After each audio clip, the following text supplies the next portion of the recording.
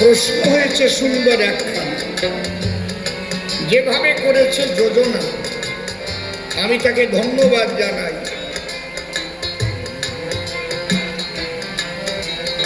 সূক্ষ্ম শব্দ দিল কেন, ধৈর্য ধরে একটু শোনো।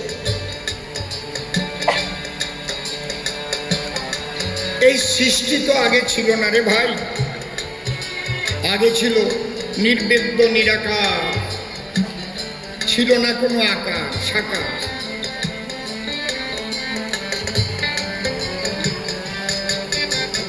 পরম ব্রহ্ম বিরাজিত ছিল সর্বময়। তার মনে মনে ইচ্ছা হয় আমার মধ্যে এত শক্তি রয়, তাহলে শক্তির বহিঃপ্রকাশ যদি না ঘটায়, অন্তর দিয়ে দেখলো ভেবে, তাহলে শক্তি তোমার ভিতরেই রয়ে যাবে। তাহলে আমি একটু লীলা রসের মধ্যে দিয়ে আনন্দ পেতে চাই। খুব লক্ষ্য করে শুনবেন, উপনিষদে এটা খুব ভালো করে লেখা আছে।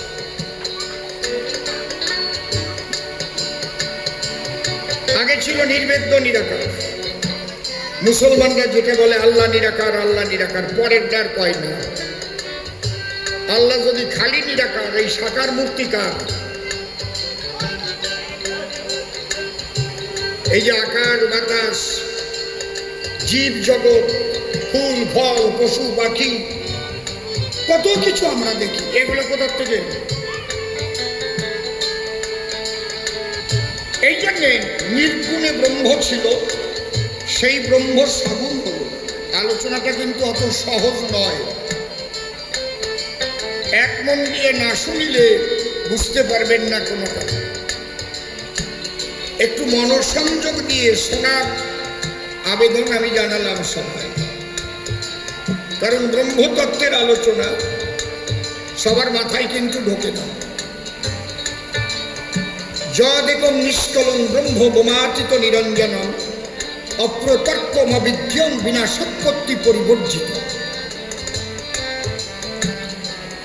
সেই ব্রহ্ম অসীম, অনাদি, অনন্ত। সে চিরচঞ্চল, চিরশান্ত। সে অনুরণীয়ান, মোহিত, মহিয়ান। এই যে অনুরণীয়ান, মোহিত, মহিয়ান, এই তত্ত্ব নিয়ে নজরুল ইসলাম লিখিছে গান। তিনি অনু হতে অনু, আবার বৃহৎ মহান হতে মহান। অনুরণীয়ান, মোহিত, মহিয়ান। এই জন্য নজরুল ইসলাম গান লিখেছে, খেলিছ এ বিশ্ব লয়ে বিরাট ও শিশু আনন্দ। শিশু আবার বিরাট হয় কি করি? গান তো গায়, ঠিক পায়, কি গায়? যে লোকটা লিখিছে তারে পাগল বানাইছে। সে যে কোন জগতের পাগল হয়েছে সে খবর কয়জন নেছে? যখন নজরুল ইসলাম ব্রহ্মভাবে বিভাবিত হয়ে গিয়েছিল, তাকে পায়ে শিকলও দেওয়া হয়েছিল পাগল বলে। গান লেখা তার থামে নাই। খেলিছ এ বিশ্ব লয়ে বিরাট ও শিশু। তুমি বিরাট, আবার শিশু, অনিরণীয়ান, মোহিত।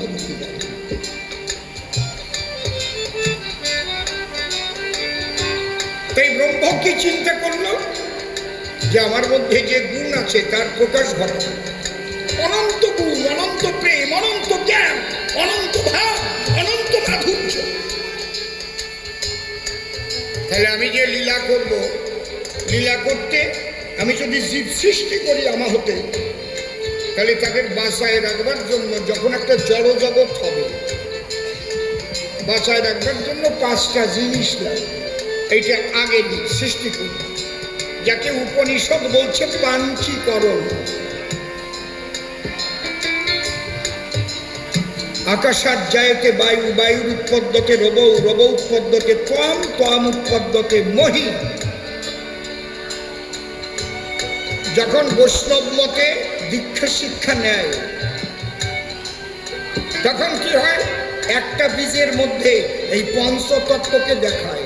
এই জন্যে বলে এক অক্ষরে পঞ্চমূর্তি দেখায় যে জন, গুরুকে শ্রী গুরু আমি বলি সেটা। এই হরিবল ওখান থেকেই সৃষ্টি হয়েছে। হং জং রং বং লং, পাঁচটা বীজ। হং জং রং বং লং, হ জ ব র ল। এখান থেকে প্রথম হরি বল সৃষ্টি হয়। হরি বল, বল না, হরি বল। বীজ হচ্ছে হরি বল।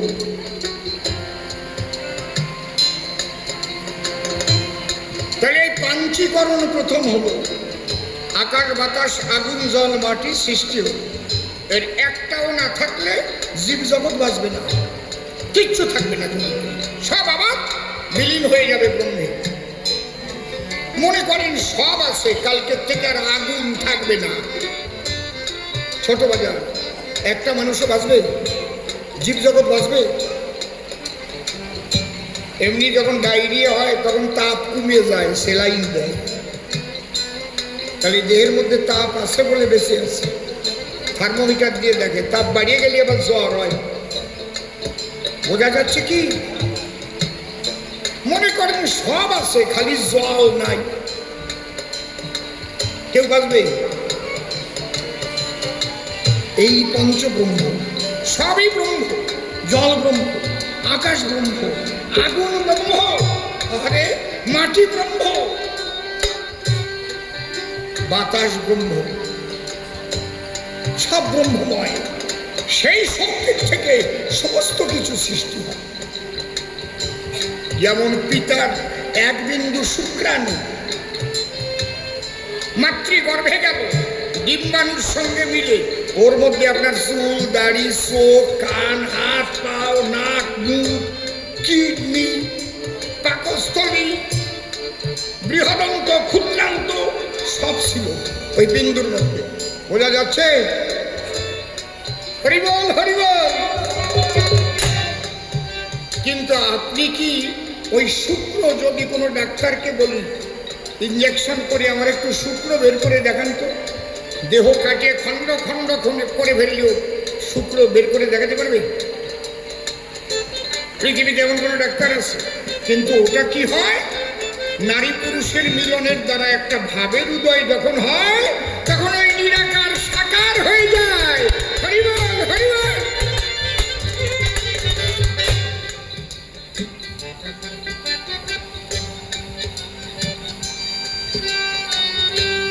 সেই পরম ব্রহ্ম প্রথম পাঞ্চীকরণ যখন করলেন,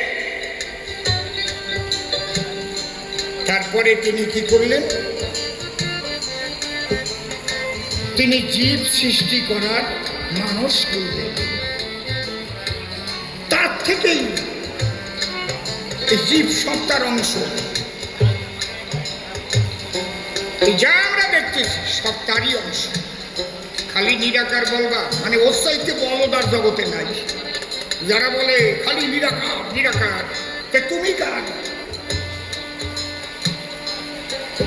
কত বীজ, কত ফল, কত কিছু তৈরি করলো, খাদ্য সম্ভার, কেন? আমাদের জন্য। আরে কি আনন্দের বাজার মিলিয়েছে, আমরা সেই জায়গাটারে নিরানন্দ করে ফেলেছি। কিসের জন্য? আমাদের ব্যবহারের জন্য। যেটা খারাপ বুঝে শুনে সেইটা করলো। তিনি সৃষ্টি করেছিলেন আনন্দের জন্য। এই জন্য রবীন্দ্রনাথ ঠাকুরের গান আছে, তোমার এই আনন্দ যজ্ঞে আমার নিমন্ত্রণ। তুমি যে আনন্দের যজ্ঞের আয়োজন করেছ প্রভু, সেই আনন্দ যজ্ঞে আমাকে মানুষ করে পাঠিয়েছ। আমি যে নিমন্ত্রিত হয়েছি, তোমাকে কোটি কোটি প্রণাম জানাই। এই যে বাজনাটা বাজতেছে, বাজনাটা নিরাকার, কিন্তু যার দ্বারায় বাজতেছে গোলদা শাখা।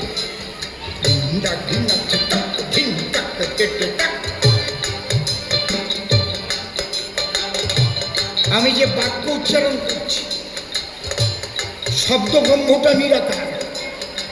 আবিকাশ কেমন আসবে?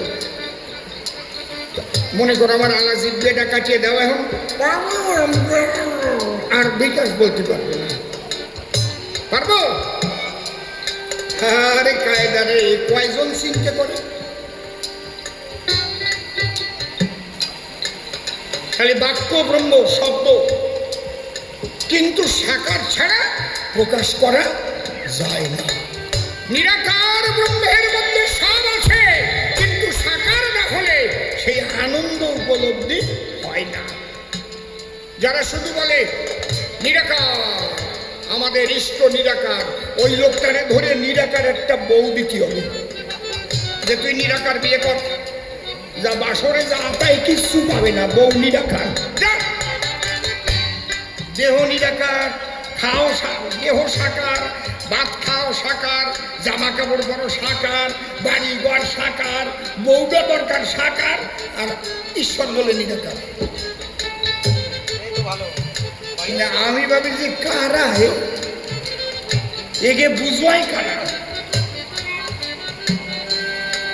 বললাম তোকে সব নিরাকার দিয়ে দাও, নিরাকার মায়ের সাথে সব দিয়ে দাও, যাও। কেমন তোমার ছেলে মেয়ে কোনো কোনো জন্মে এক থাকবে। হরিবল হরিবল। এই যে সাকার, নিজে তিনি বিভিন্ন রূপে রূপায়িত নিজে। মানুষ ঈশ্বরের সাধনা করে কি পায়? আসল কথা কব, যে পায় সে হয়ে যায়, যে পায় তারে পূজা করলেও তারেই পাওয়া যায়। হরিবল হরিবল। যে পায়, পাওয়া মানে কি? আপ্তি, আপ্তি মানেই প্রাপ্তি। নদী সাগরকে পেল মানে নদী নেই, সাগর হয়ে গেল।